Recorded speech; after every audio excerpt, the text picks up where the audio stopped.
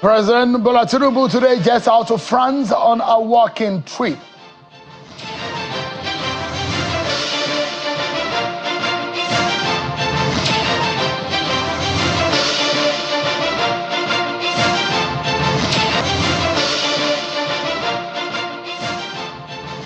And as the National Judicial Council, NJC, recommends Justice Kekere to take over from Justice Ariwoola, we look at what lies ahead of the Nigerian judicial system.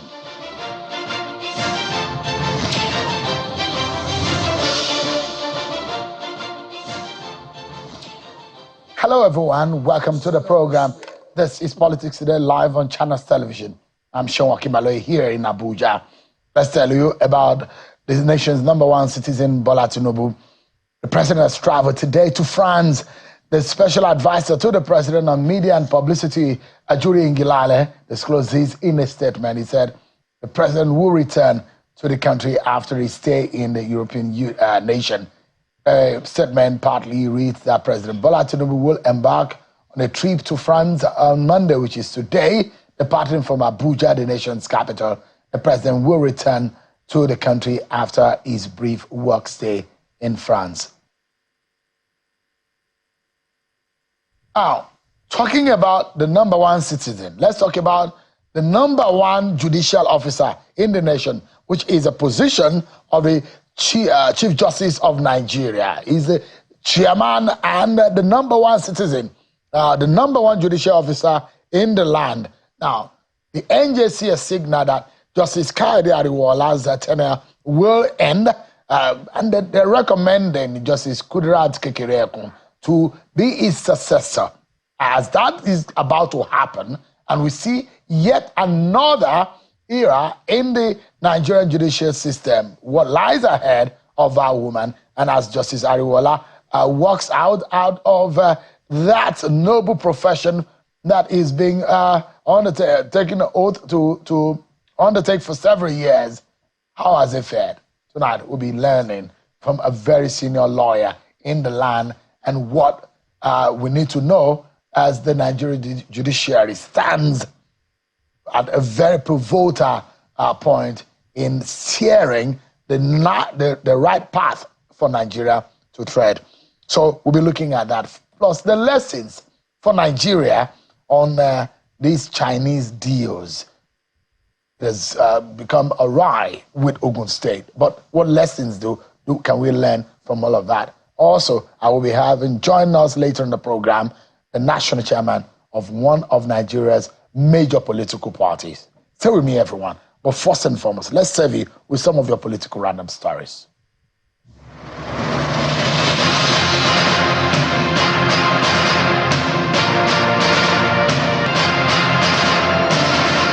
Vice President Kashim Shettima is restating the federal government's commitment to curbing corruption and illicit financial flows.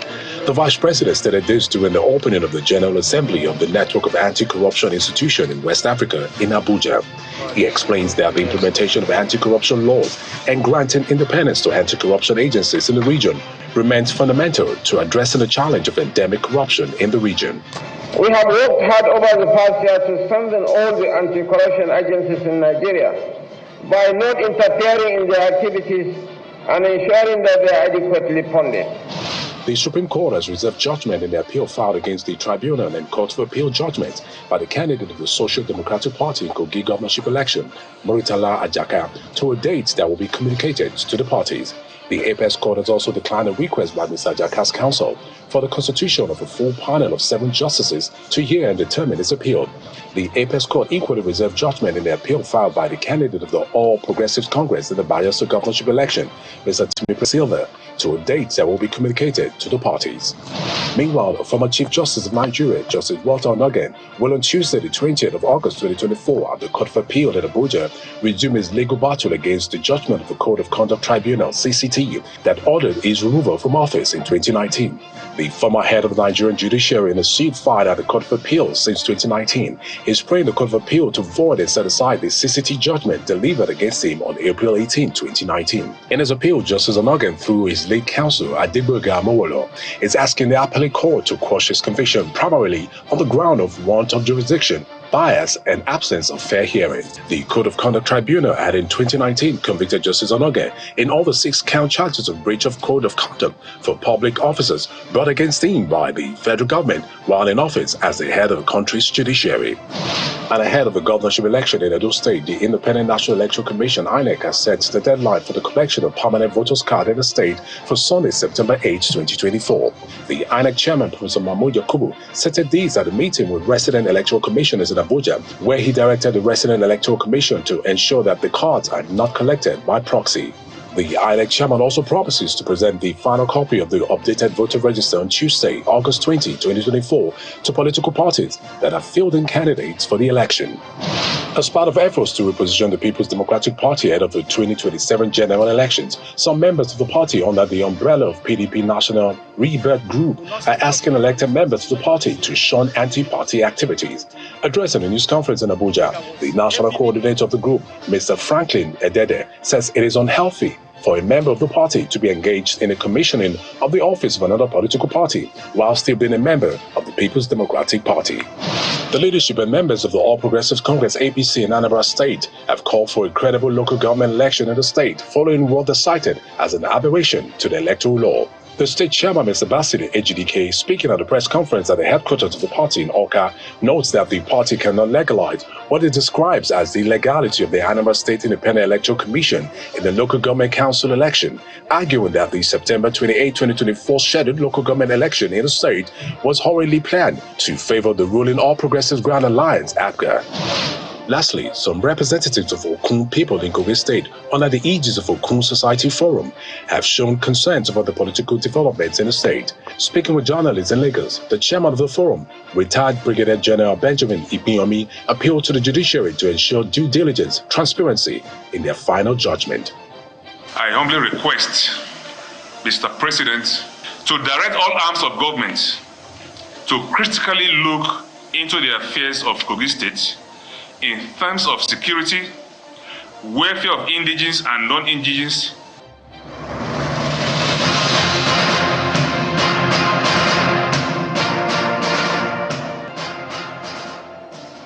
Thank you so much, everyone, for staying with us. More information about President Bola Tinubu's trip to France. A lot of people are speaking about the issue of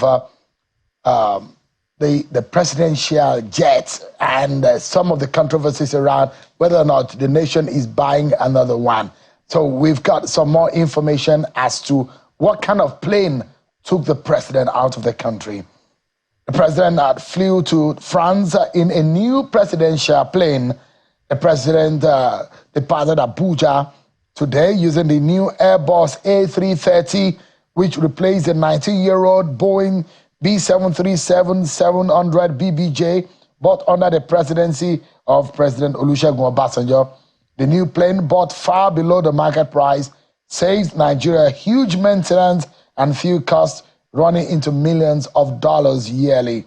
The recommendation to replace the B737-700 BBJ followed an investigative hearing by Nigeria's parliament that questioned the plane's safety record and cost efficiency, especially after it malfunctioned during a trip to Saudi Arabia.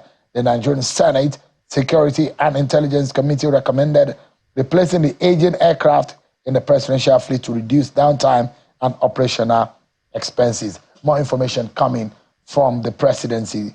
Bayo Onanuga, the special advisor to the president on information and strategy, has released a statement in this regard, which I just read to you. The president has departed Nigeria to France on a brand new airplane. So from that, let's take a look at some of your major stories of concern to you. And when we talk about the arms of government, the judiciary, the executive, legislative arm of government, all of these play their own role. But you do know that the lives of people depend on some of the decision that is being made in our courtroom. So the chairman of the Nigerian Judiciary is the Chief Judge of Nigeria, which also sits on the bench of the highest and the apex court in the land, the Supreme Court of Nigeria. Justice Ariwoola is presently the Chief Justice of Nigeria. But recently, the NJC, the National Judicial Council, had recommended Justice Kudirat Kekereekun to be the next Chief Justice of Nigeria. The report added that during the sitting of the 106th meeting of the NJC, the recommendation of Justice Kekereekun for appointment was made to the president. And so much has been said about the state of the Nigerian judiciary and what really lies ahead. Tonight, let's get some sense of what to expect as the man you're seeing just now on your screen, Justice Ariwoola, bows out and Justice Kudirat Kekereekun might be taking over from him. I'm being joined tonight by a very senior lawyer. Mr. Kunle Adegoke is a senior advocate of Nigeria and he joins us live from Maryland in Ikeja, Lagos. Thank you so much. Lenny Esik, it's good to have you on the program tonight. Thank you very much, Mr. Okibaloye. It's my pleasure to be here. Thank you so much indeed. Let's take a quick assessment of Justice Ariwoola and the Nigerian judiciary under him, because he is the supervisor, he is the coordinator, he is a chairman of the Nigerian judiciary. And so everything under him over the last few years, how do you describe the Justice Ariwoola? Don't forget that Justice Walter Onogen, today information emerging that is going to start a legal battle, restart the legal battle about his removal from office. Give us an understanding of, objectively though, of what you make of Justice Ariwoola's time as, well, he's bowing now, his time as a CJN. All right, thank you very much. The time for assessment of a public officer should rather be at a time when such an officer is bowing out. That should be the final assessment to be able to pass a recommendation as to what such officer has actually achieved while in office. And the time has come for the Honorable Justice Ariwoola to actually be assessed by the public. One of such members of the public is my humble self, and I'm happy to be here on this program to give such an assessment. I would say that his lordship, his achievements while in office as the CJN will be traced back to when his lordship was ordinary justice of the Supreme Court. Well, when I say ordinary, that doesn't mean to belittle the office of a justice of the Supreme Court, but I mean to distinguish the office of a justice of the Supreme Court from the office of the Chief Justice of Nigeria as the man that is at the apex of the apex court itself. In that wise, his lordship will not only be carrying out judicial functions, but equally administrative functions. One will recall that what led to the outing of the former CJN was some form of allegation that came from the members, the justices of the Supreme Court, with respect to high-handedness and maybe some financial impropriety, by which they alleged that their affairs, their interests were not being taken care of by the former CJN, Justice Tanko. Under Justice Olukayode Ariwoola, the Honorable Justice Olukayode Ariwoola, we did not have any such allegation. That means that the affairs of the Supreme Court were better piloted under his lordship, that there could be said to be a form of unanimity, love, and camaraderie among the justices of the Supreme Court. Equally, it was during the time of the Honorable Justice Olukayode Ariwoola that the Supreme Court gave some landmark judgments which have been celebrated by majority of Nigerians. One of such is the decision relating to the local government autonomy.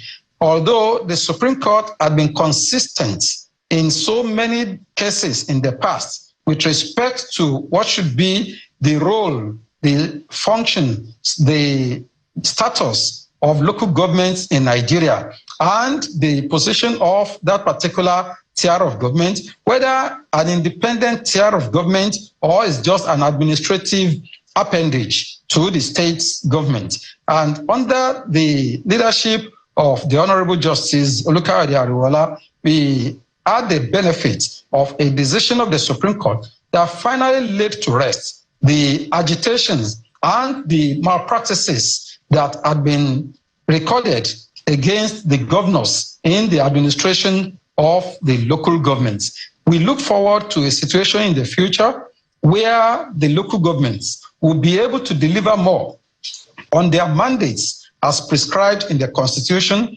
courtesy of the decision of the Supreme Court under the outgoing Chief Justice of Nigeria. Equally, I will say that with respect to discipline of judges, we recorded fundamental decisions of the NJC, the National Judicial Council, under the Honorable Justice Ariwoola, by which a number of judicial officers were shown the way, and many others were disciplined in accordance with what the council found would be the meritorious decisions that should be given to serve as a deterrent to others. In terms of financial management of the judiciary under his lordship, till today, we haven't had any allegation of maybe malpractice or misappropriation of anything of that sort, which I believe, if there had been one, there are many people in the judiciary today who would not want to keep such a thing under the carpet.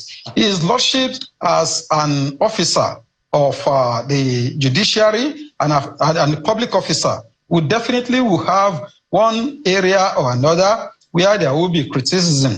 But I would say, overall, I will give his lordship 70% or more with respect to his delivery. Yeah, serving as the Chief Justice of Nigeria.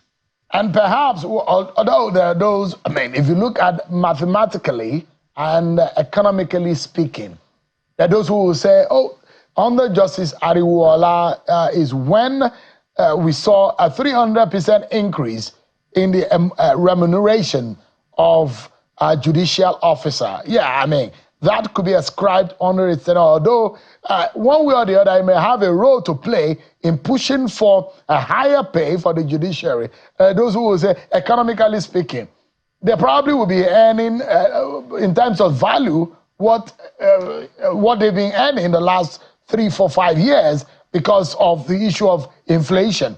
But if everything comes back to normal, we will see that the judicial officers are being better paid with respect to a 300% pay rise. But the question here is that, what does this mean for the judiciary? A better pay, does it mean a better independence of the judiciary, a better performance? Because there are those who will say it is not only being paid well.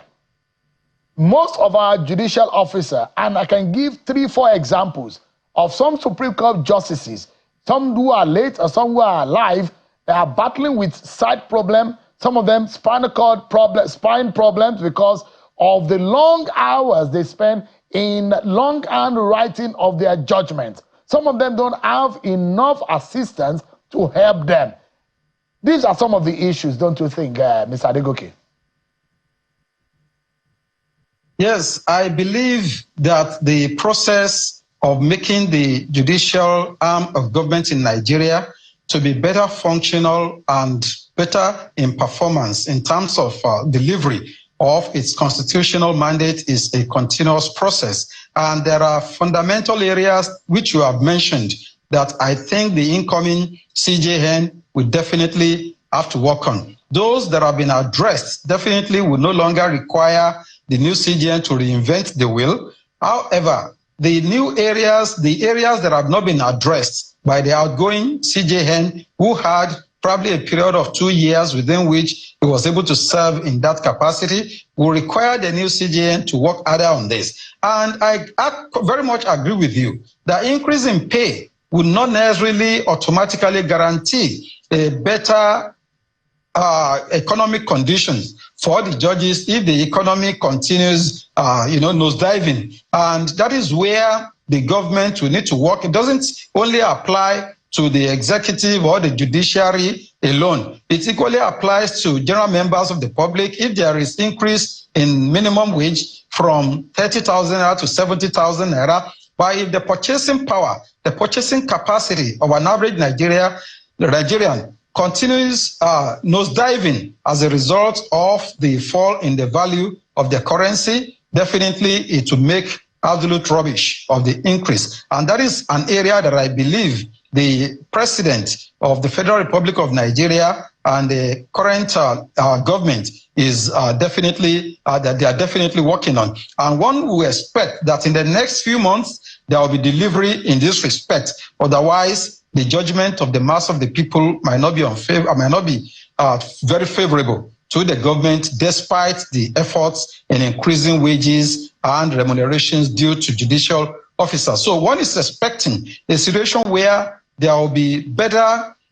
not only remuneration packages, there will be better working conditions. Part of the better working conditions will be those things that will guarantee health care delivery in favor of the justices of the Supreme Court, the justices of the Court of Appeal, and judges generally. When one looks at the circumstances under which they work, there are many things to be done to ensure that they will be able to deliver better. For instance, where there is a provision for more hands to assist them in research, in preparing their processes, their judgments and rulings and what have you, it will reduce the volume of work that is making many of them to grow or look older than their real age. And aside from that, where a judge even retires, the retirement package should take into consideration his health allowances that will be able to guarantee for him access to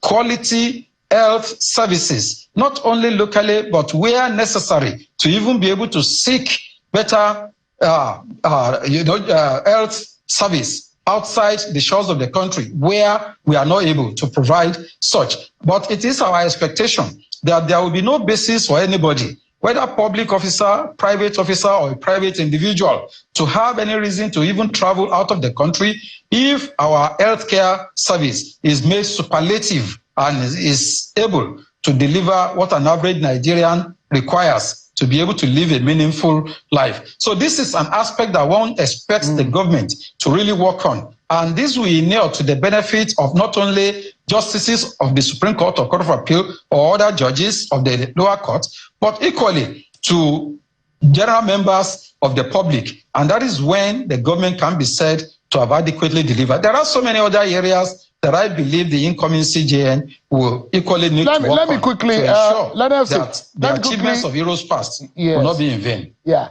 Whether you are Gambari or Udokama or Chidi, or you are Shehu, or you are Adeola, wherever you may be, what is important for our judicial system is when every Nigerian who appear before our court system knows that they will get justice. And corruption has been bane, and been a conversation that should not even be moved close to our judiciary at all, because the power of life and death lies in the mouth and in the powers of the judicial officer. They are that powerful. Now, the issue of corruption is being discussed, either in terms of staffing and recruitment. Those judicial activists, like Professor Chidi Odinkalu, has always said that appointment as a judicial officer in Nigeria looks like a biologically transmitted employment where children of present justices or judges get automatically appointed as judges in lower courts. How can we fight and make sure that our judicial system is not being labeled as a corrupt judicial system? What can we do? Either in terms of money that exchange ends from lawyers to judges, or in terms of recruitment of judges. Right. This is a very key issue that you have raised, and nobody can take it away from the general assessment by the public that Nigerian judiciary is reputed to have been utterly corrupt. And this is not a fresh allegation. It is something that has become consistent with us for quite a long time. When the Honorable Justice Samson Uwaifo was retiring from the Supreme Court, in 2007, His Lordship made certain allegations of corruption having crept into the Supreme Court. And it was quite scary because nobody expected such a statement to come from a high officer of his standing. And when such a statement comes from such a person, it shouldn't be taken with levity. Right from then, we have had several allegations of corruption in many areas of our judicial angle. And I have been raising this issue for quite some time, that it is imperative for us to purge the judiciary of the corrupt elements within. It is not every judicial officer that is corrupt, but a few ones, the ones that are corrupt among them, have labeled and have destroyed substantially the integrity of judicial officers in this country. Sincerely, we have so many of our justices and judges who are always standing against being corrupted anytime such an effort is made by anybody. And you see, for instance, the speech, the interview or a lecture or talk given by the retired Honorable Justice Amina Adamu Augi recently, where His Lordship categorically analyzed what happened before His Lordship came into the Lagos Court of Appeal with corruption that had become so prevalent and endemic in the registry of the Lagos Court of Appeal. And by the time His Lordship got there, many people felt that His Lordship would be cowed, would be terrified by those people who had become authorities and principalities in that place. But standing up against them, they were routed out of that place, many thrown to Maiduguri, to many parts of the country where they could not continue to hold people to ransom the way they had been doing as a result of having been in a particular place for so long. And this is one thing that the new CJN we equally have to work on. Many of our judicial officers sincerely are utterly corrupt. And the mode of discipline of judges must be sharpened, must be made real, must be made more effective. A situation where a judicial officer is found to have committed some malpractice and is given a pat or the hand does not encourage the general populace to have confidence in such a judicial system. And that is why many foreign investors that will come into such a climb, knowing that the judicial system of the country can be corrupted, will come with the intention of corrupting the system. They know that officers in the legislature, in the executive, and more worrisomely, the judiciary could be corrupted. Definitely, such investment that is coming in is not to benefit the people, it's not to benefit the country, but rather to rip off the country, knowing that at the end of the day, when they are even taken before the judges of the land, they will be able to escape from being punished. And this is where we need to critically look at. We have many fine judicial officers that are performing exceedingly well, but those that are corrupt among them are tarnishing the entire thing and they are destroying it. And with respect to recruitment, I would say that, yes, I must give kudos to my very good friend, Professor Chidi Odinkalu, for always raising the red flag whenever he feels that there is one. He might not be correct all the time, but on those instances that he has raised the alarm, we need to critically look into this. However, with respect to recruitment into judicial offices, I have raised this in the past, that our judges must not only be people of integrity. Yes, we need men and women of integrity to man our judicial offices, but it is equally fundamental that they must be meritorious, they must be brilliant, they must be courageous. Where a judge is appointed on the basis of maybe affiliation or relationship with maybe a politician or with another judicial officer, and it gets there, that is not different from the system of paternalism, which have been condemned in many political systems. For instance, I think China waged hundreds of years of war against paternalism, which has been alleged to have crept into our judicial system. However, there is a clause to this. We must query this. We must look into this. We must probe into it to see if those persons that were appointed and are said to have affiliations with maybe a serving or retired judicial officer actually merited the appointment. All right. If they really merited the appointment, it would be unjust to disqualify them because they are related to somebody. For instance, now, today, my father used to be a family judge in my hometown. Family judge, I mean within our own family alone. So if I become a family judge tomorrow, now nobody should criticize me for becoming a family. Let's take a break. J.F. Kennedy once said. Okay. Let's take a pause quickly. Ms. Adegoke, there's still so much to talk about. We do not know, and I'm speaking for those who do not know, who are not frequent to our court system, and who are not frequent to the Supreme Court. Justice Kudirat Kekereekun. What do we know of her? Then again, the issue of the federal government, the Chinese company, and the threat of the international breach. The allegation of international breach by that Chinese company with Ogun State government. We want to learn more and perhaps lessons from all of those. I'll be joined on the program by a national chairman of one of the major political parties in Nigeria. But we'll take a break and more with my guest on the program after this break, everyone.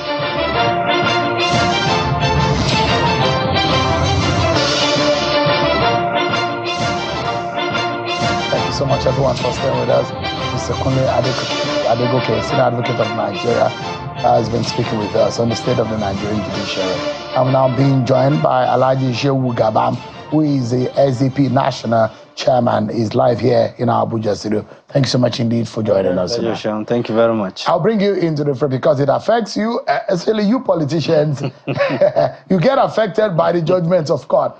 But just for a moment, let me ask Mr. Adegoke, who is Justice Kudirat Kekereekun?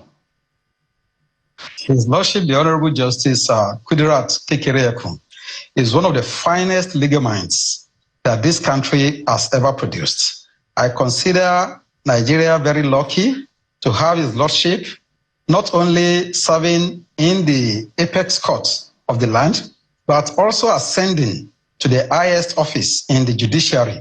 And I believe that with the records of His Lordship while serving at the level of the magistrate court, from where His Lordship rose to the High Court, and from there, from Lagos High Court to the Court of Appeal and finally to the Supreme Court, the records are superlative, they are excellent, they are encouraging, they are brilliant, they are impressive.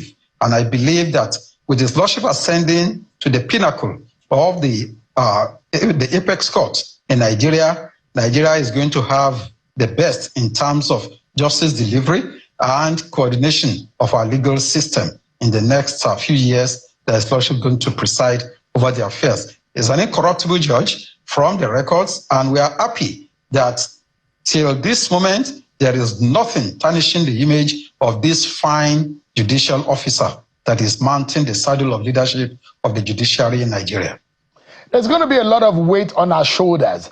And I'm going to come to you on the next vista for the Nigerian judiciary in terms of technology, how the judiciary can help consolidate investment in Nigeria. Because I'm going to the Ogun matter with you, and you'll be sharing your experience legally with us. But let me turn our attention now to Alhaji Shehu Gabam. Give us an understanding of what lies ahead of Justice Kudirat Kekereekun. And looking at Justice Ariwoola, the last few years in Nigerian judiciary, have we seen a movement in the forward direction, or how would you assess Nigerian judiciary? Well, first, let me thank him for his services to the country as an outgoing CJN of Nigeria.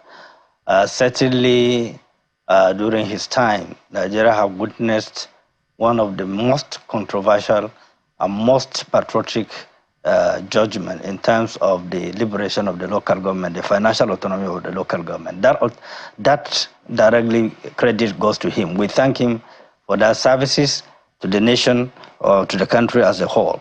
Be that as it may, the judiciary is the biggest threat the country is facing, more than any other period in time. The biggest victims of judiciary are the politicians, and the biggest beneficiaries are also the politicians, due to conflicting interests that are surrounding the judges that are presiding over some very sensitive cases. And that is why you see our democracy is going down. And it really goes specific to the issue of why we are having INEC as an institution, that is saddled with responsibility of conducting election, and then you have a judiciary who will take away the victory of people who won election and give it to another person. These are major contradictions that we have to correct as a nation. We cannot have two institutions established by law. One to conduct election and declare a winner, and then the judicial arm of a government to look at the whole issues and change the narrative or apply technicalities or whatever interest to announce somebody else who have not followed the process as the winner of the election. This is very retrogressive to our country. It's not helpful to our system. And I hope and I pray that the new Justice of the Federation, Justice Kudrat, just agreeing with what he has said, she has a very outstanding record. From what I heard from the background, from the check, she's a very credible person. You will hardly find somebody saying something that is not really credible about her. She's quite competent to be there. We do hope she will correct some of the ills that have been established in the judiciary. We do hope that she will ensure the NJC is up and doing in terms of prosecuting judges that have corrupted this system. If you could remember, not too long ago, recently, the NBS have published clearly, and it has been published in other journals around the world, that our judiciary is one of the most corrupt judiciary in terms of cash delivery. The figures were mentioned. This is very damaging to the nation. This is very damaging to the judiciary that was once respected around the world. If I could remember, our judiciary was one of those that trained some of the judicial institutions around African countries. We have descended so low that we compromise virtually all processes. You hardly find a judge who look at issues based on merit and deal with them based on merit. We've seen it recently. It happens to us in Kogi. It's still before the Supreme Court. And I want to thank you for that analysis with Chijoka, given the fact the way it is. That was exactly what we presented. We followed the Supreme Court judgment on the presidential election, on the Plateau election, Nasarawa election. We comply with it completely and comprehensively. But technicalities were brought in from the courts simply because there are fixated interests that need to be serviced. Sheung is like, there's a meat you brought to me, and I'm swallowing saliva to eat the meat. But you say you're not giving me the meat because I have no teeth.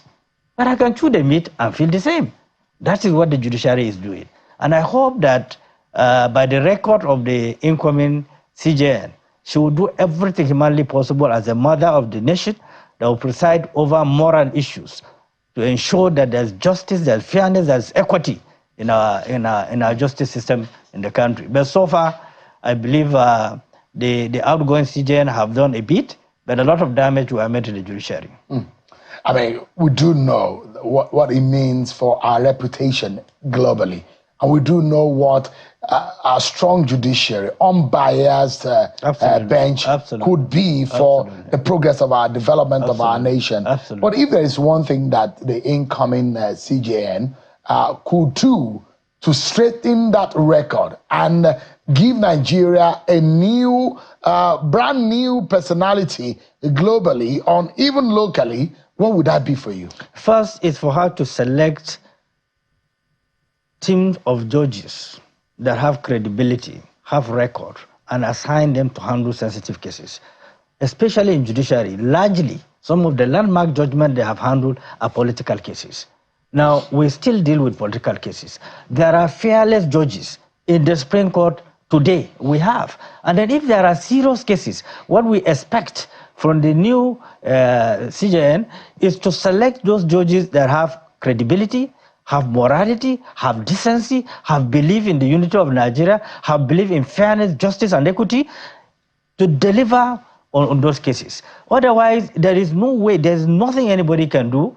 It's clear that the outgoing CJN have not done much in terms of purging the corruption in the judiciary, in terms of creating dissonance in the judiciary, in terms of ensuring there is discipline and there's precedents that have been respected by the lower court after the Supreme Court judgments. You see abuse of judgment by the lower court that have been settled by the Supreme Court of Nigeria. So these are issues, gamut of issues that have bedeviled the country, and it increased the level of insecurity in the country, because the moment a citizen cannot get justice, he will take law into his own hands.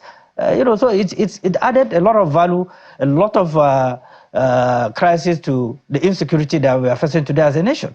So I hope and I pray, given her record, given her credibility, given her level of sincerity, and the kind of testimony people are saying about her, she will start very firmly. She will leave a legacy behind. She will leave a reformed judiciary. She will leave a judiciary that is a referral point throughout Africa and the world as a whole. The news that just came in just before we came on air, and Mr. Bayo Onanuga talking about the purchase of a new aircraft, and that is what the president used. The story had also come on, and a lot of people have been debating whether or not the need or otherwise for that kind of situation. They've said there is a new aircraft. It was bought with a far lower price compared to the market price. But what would you have to say? It's going to be a change of an aircraft bought about 4 or 5 years ago under the President Olusegun Obasanjo government. Well, first, I'm not surprised at all. Listening recently to the debate in the Senate, trying to run away from the issue that there was no such thing before them. And of course, we had a long time ago that the aircraft have been purchased, even before tabling it before the National Assembly. I'm not surprised at all. I heard about it almost about 2 weeks ago, that the aircraft have been purchased. It's in Paris and is landing in Nigeria, and the president will use it for official trip.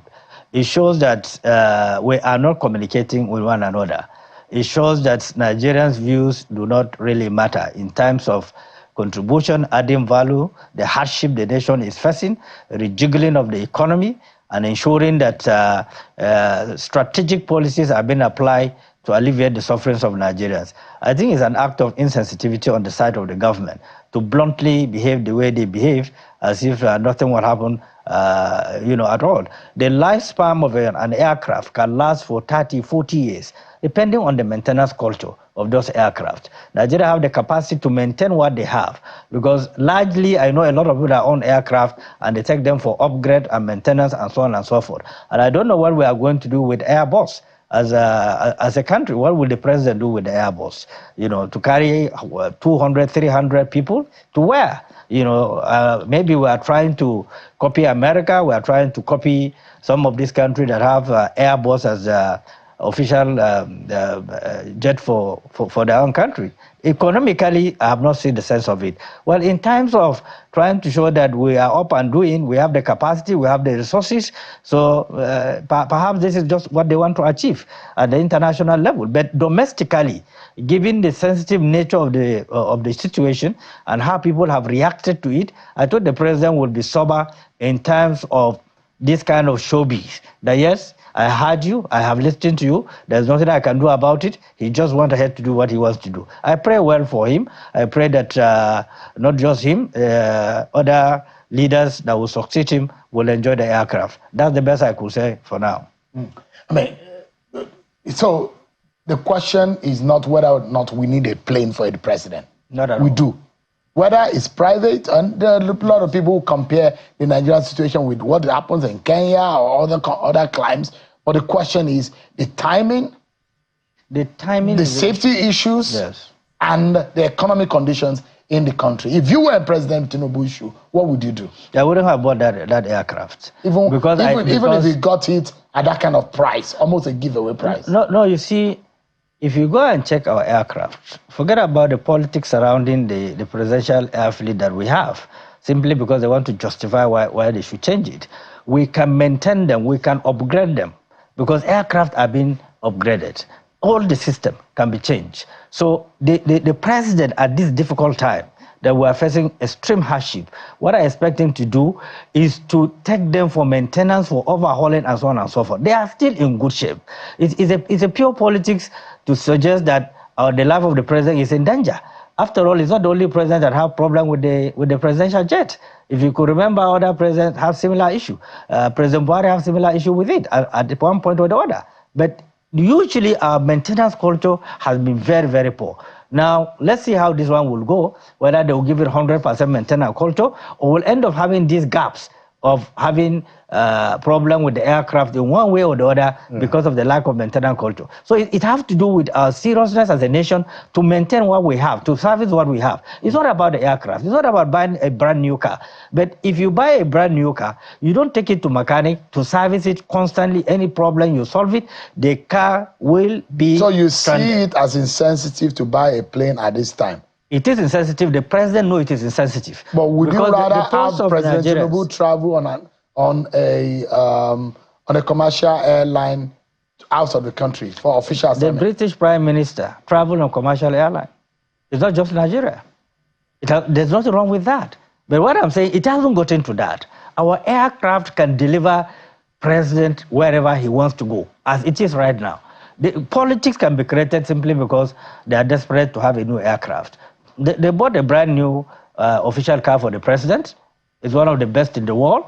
They bought a brand new aircraft right now. So you can see the sequence of the activities, despite the economic hardship, despite the reactions of Nigerians, despite the plea by Nigerians that they should temper justice with mercy. They should show that, look, they understand the situation of the country, the suffering of the people, so they should be moderate in their approach in terms of expenditure, in terms of management, managing the psychology of Nigerians. Let's take a break now, but when we come back, more to talk about on this program, on some of these issues after this break, everyone.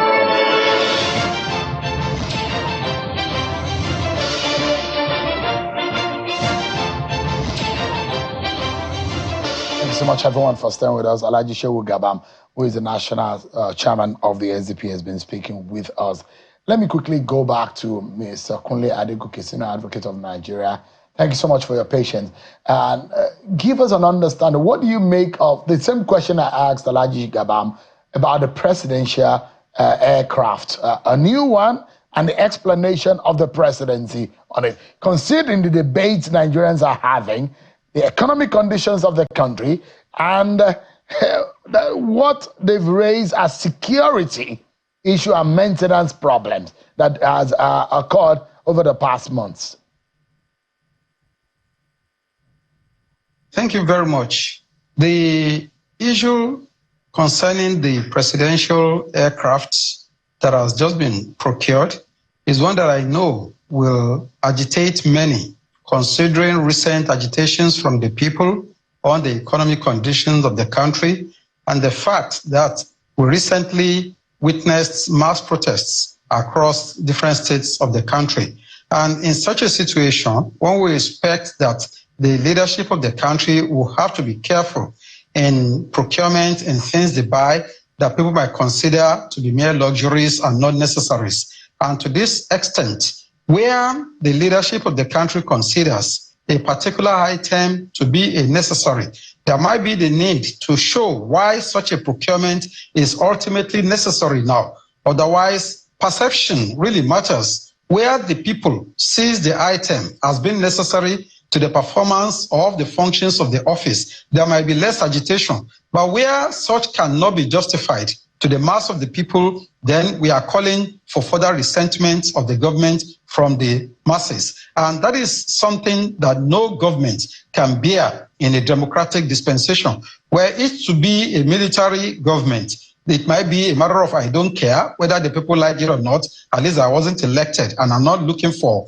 an election in any time again. But in a democratic dispensation, it requires that the government will have to do a lot of things, if only to pander to the sentiments of the people. And that is where the issue of the presidential jet having been procured in this situation might raise the question of timing, because I'm not an engineer. Even if were I to be an engineer, I'm not responsible for manning or maintaining the presidential jet. I cannot tell whether they are fit for purpose or otherwise, or the kind of maintenance that have been given to them in the past, whether it will definitely guarantee safety of the president and his officials. However, in a situation of this nature, I think timing, just as you have rightly raised, matters a lot. Nigeria, in all honesty, cannot be said to be a poor country.